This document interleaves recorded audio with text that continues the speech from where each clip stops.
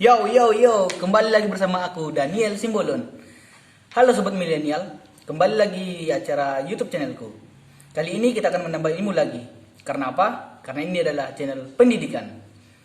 Sobat milenial tahu nggak apa arti milenial itu? Milenial itu berasal dari kata milenium yang artinya juta. Terus kenapa kita disebut generasi milenial? Mungkin ada alasan tersendiri. Namun yang pasti kita juga sudah tahu bahwa ada yang disebut dengan generasi X dan generasi Z. Jadi untuk kita disebut dengan generasi milenium.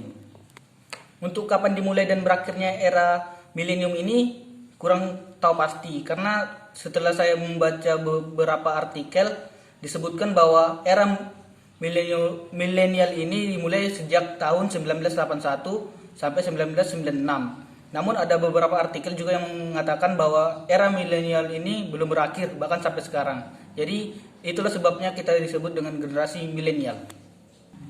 Karena begitu banyak kesimpang siuran, aku menarik kesimpulan tersendiri. Jadi kita disebut generasi milenial itu dan dimulainya sejak manusia mulai mengenal iptek dan mulai menguasainya. Jadi itu dimulai semenjak era industri sampai saat ini. Ngomong tentang era milenial, sobat tahu nggak ada sebuah istilah yang disebut dengan Society 5.0 atau yang sering disebut dengan masyarakat era 5.0. Untuk itu, apakah kita termasuk masyarakat 5.0 atau 4.0 atau masyarakat lain? Untuk hal tersebut, mari kita jawab bersama-sama. Stay tune ya kawan-kawan. Nah, untuk pembagian masyarakat sociality ini dibagi menjadi 5, mulai dari sociality 1.0 sampai 5.0 atau biasanya dalam bahasa Indonesia 1.0 sampai 5.0. Terus kenapa dibagi jadi 5? Itu karena menurut perkembangan pemikiran atau pola pikir manusia, mulai dari pemikiran sederhana sampai saat ini, atau bahkan nanti sampai pemikiran yang sangat jenius.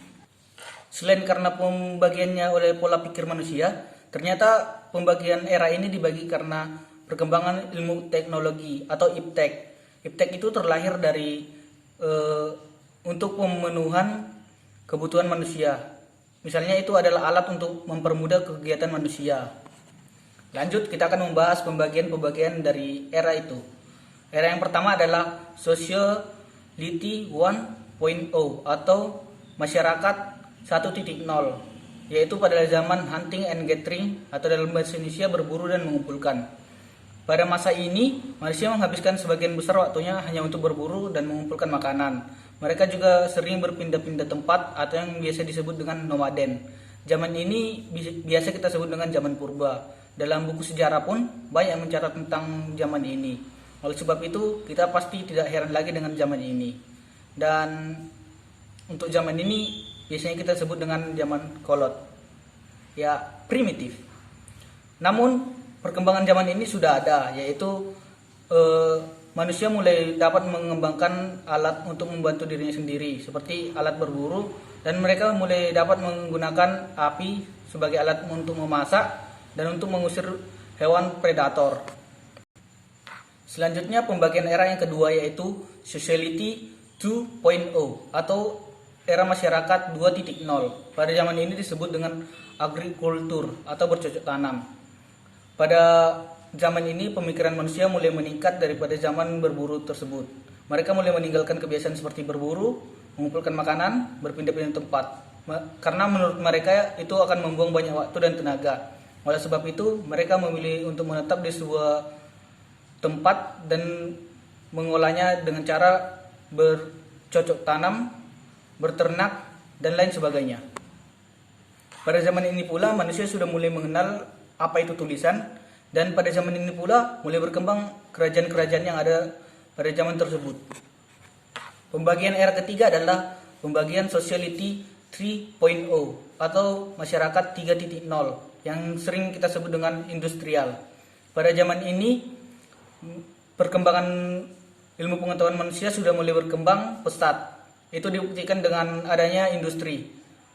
Untuk industri tersebut sebenarnya dibuat untuk memenuhi kebutuhan manusia, seperti pakan, papan, dan lain sebagainya. Tujuan pembuatan pabrik ini adalah untuk memenuhi kebutuhan manusia.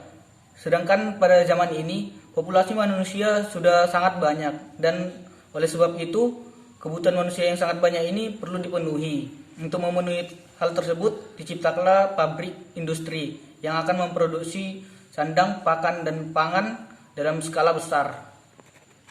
Untuk memproduksi hal tersebut, di industri dibuat mesin-mesin besar dan pekerjanya adalah manusia. Dan manusia-manusia tersebut diberi sistem upah, yaitu uang ataupun bahan pokok makanan sehari-hari. Selanjutnya pembagian era yang keempat adalah Society 4.0 atau masyarakat 4.0. Pada zaman ini adalah zaman informasi. Untuk 4.0 ini sebenarnya kita berada dalam era 4.0, tetapi kita sudah menuju era 5.0. Pada zaman ini kita sudah menyadari bahwa kita telah dengan mudah mendapatkan informasi baik dari sosial media maupun media cetak seperti buku, koran, dan majalah.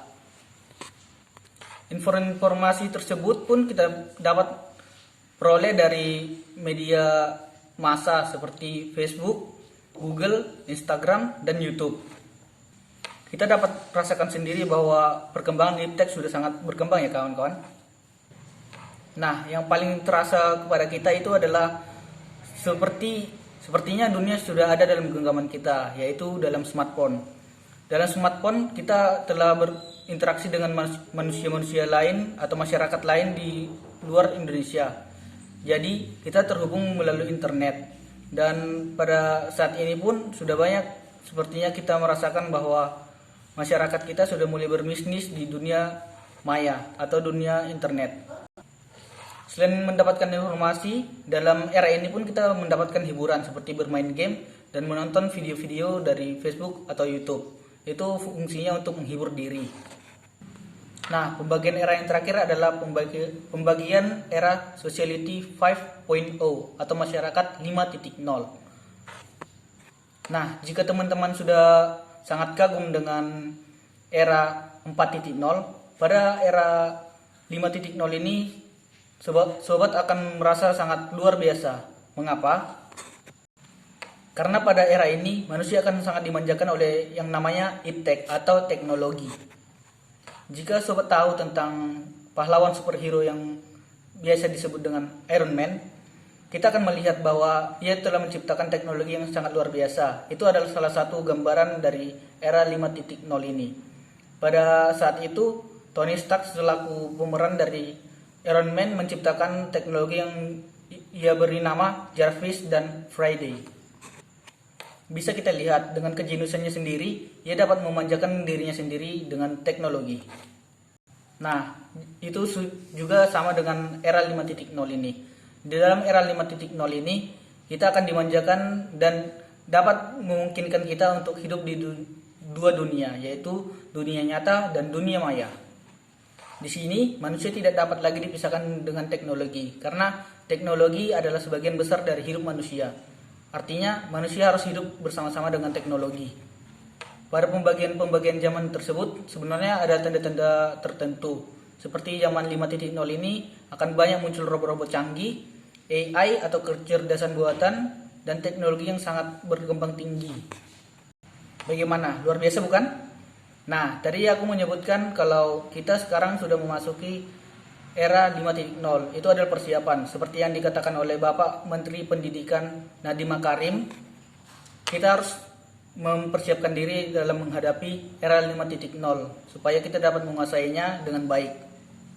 Bukti nyata adanya jalan untuk menuju era 5.0 ini adalah adanya aplikasi yang membantu masyarakat Indonesia seperti Gojek, GoPay, dan lain-lain sebagainya.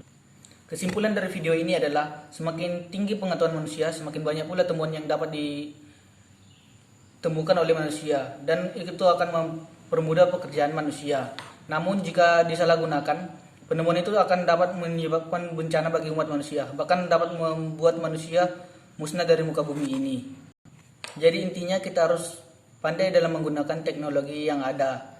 Manusia mungkin dapat dengan lalai dalam menggunakan teknologi. Jadi kita harus tetap berhati-hati dalam menggunakannya.